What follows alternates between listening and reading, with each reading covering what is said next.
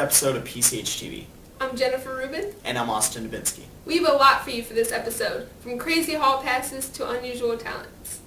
Let's start with an update on the boys varsity soccer team. I hear they're doing pretty well. Let's see what they're up to. This is my first year on varsity, and I'm a right and left midfielder. We've had this success because we work hard in practice and we work well together as a team. My favorite memory this year was scoring my first goal against U City. The coaches influenced me by working me hard in practice and trying to pull out all the talent they can. This is my first year on varsity, and I'm a midfielder. Well, we have a lot of good players, and our defense is pretty good too. I remember whenever we won against Webster on PKs. It's pretty intense. We hope to win state. Personally, well, I'll try to get a scholarship for college. Alright, this is my second year on varsity soccer. I played forward. So far from the season is scoring the 2 goals in the Francis Howell game that we wanted to win. So far, our biggest win of the season is the Francis Howell. And we're all pretty experienced from last year. We have a big chunk of people returning, and we're all working really well together. This is my first year on varsity, and I play center mid. I believe that our practices have been pretty well, and we have a pretty good team that's been built up pretty good for the past few years, and so we have experience. We're looking forward to probably get first place in district and making it to state because we believe we can do that this year. This is my third year on varsity, and I play a center midfield or forward position. The team's had a lot of success this season because we're a very tight-knit group. We like to have fun. We're all good friends, and we've been practicing a lot. The forwards like to model our play after Robin Van Persie, who plays for Manchester United. My favorite memory of the season so far was scoring the game-winning goal in double overtime against Parkway West, and then sliding on my knees into the corner and getting a dog pile. It's pretty cool. The coaches, BA and John Theobald, have a lot of influence on us because they like to mess around with us and we're very close to them. And they like to know what we're up to and see what's going on, so we're always, doing good things. My goal for this season with the team is to win state. Districts are on October 30th, and this is their first year in Class 2 competition.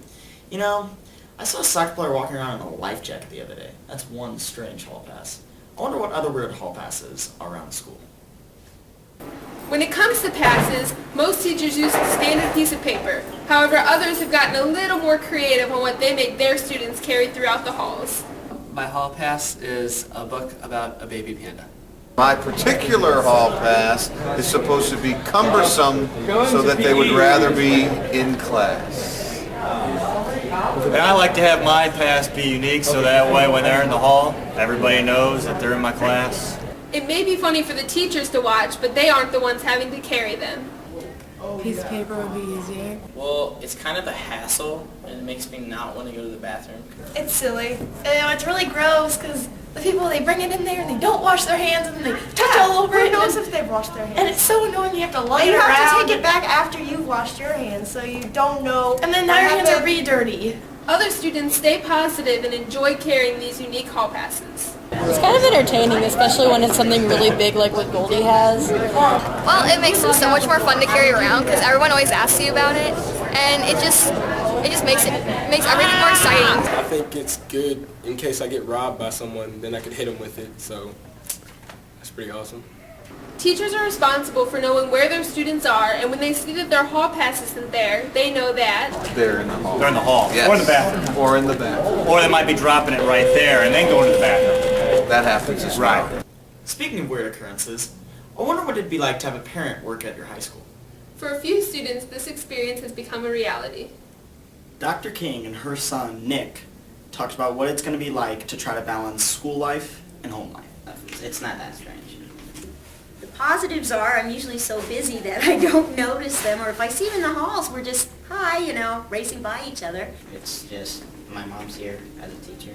We have to make clear that the boundary is this is school, and you have to act like I'm not here almost. Mr. Rivera and his son talked about what it's like to be at the same school for the first time. It's normal. It's just like any other time at school.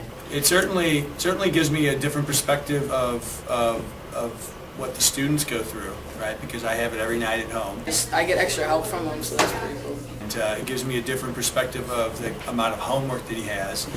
Sometimes when I see him in the hall, it's kind of weird, and my friends are all smiling, and I'm just, standing there awkwardly. I think, it certainly helps my conversations at home when I'm trying to help him with work.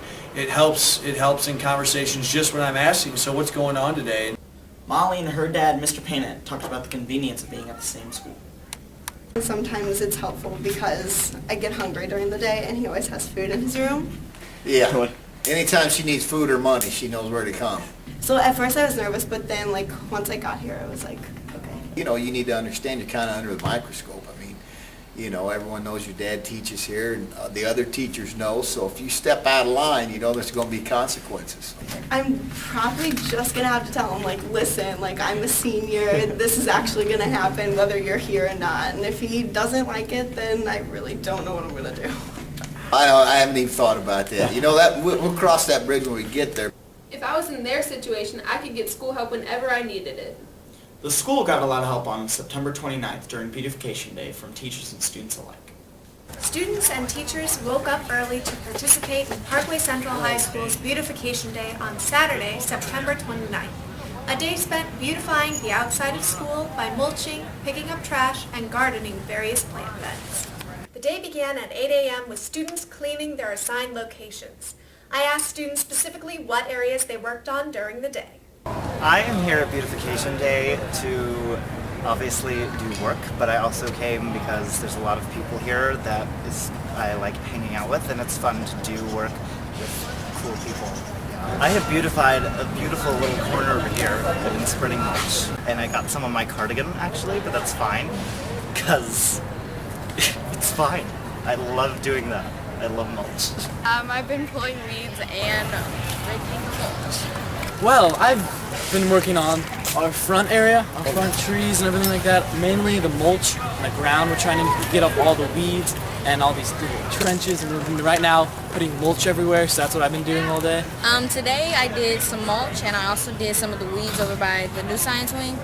Well, today we've been mulching all the little triangle areas part of the school and a little garden area right by the theater entrance.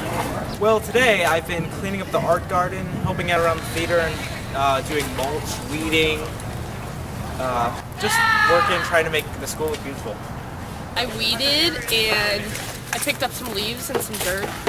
Down by the art department, working on the art garden and the band garden. We've been pulling weeds all day. We worked on the science area, pulling up the weeds and just putting them in trash bags and just getting that place clean so the flowers can grow and be more healthy. I've worked on pulling weeds around the science wing and also spraying the mulch in the front of the school. Everyone shared gardening equipment and volunteered in the best way they could, as they explained to me what they believed the importance of Beautification Day was.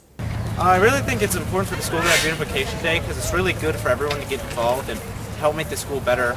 We need to have pride in our school to keep our school clean and keep it nice looking. I don't know, keep it looking fresh. I want our school to look really good. We should keep our school clean. It should look nice at all times, inside and out. And it makes your high school experience worthwhile. We want to make the school a prettier place. It just looks so much better now. Students could also log the hours they spent at Beautification Day as hours for organizations of their choice. These included honor societies to clubs, classes to extra credit. I'm here mainly just because I like to help, but I also am getting A+ program hours and senior women hours. I'm here for Stuco. I am volunteering for fun. I'm here for the International Thespian Society. For NHS hours today, doing a lot of hard work. NAHS and A+ program. Hours for Stuco, government hours. Just to be here, I think it's important to be involved with any type of school activities, so I just wanted to come and help out. The day ended at noon with a lunch of hot dogs and chips. Students were even able to find time to have fun with friends while making a difference in the Parkway Central community. I heard some kids entertain the group with their talents. Let's see some other special talents. PCHtv brings you another edition of the Talent Game. We ask students and teachers what their talent is, and you get to guess the answer.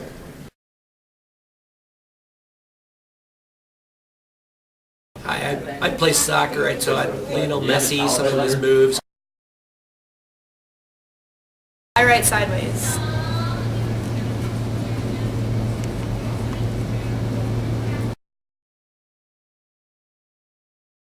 I play the guitar.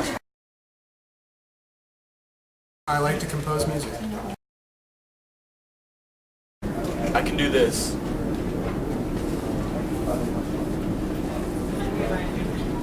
How could somebody be that flexible? I can't even touch my toes. Well, that's it for this episode of PCHtv. I'm Austin Dubinsky. And I'm Jennifer Rubin. Look out for us, and you could be on the next episode of PCHtv.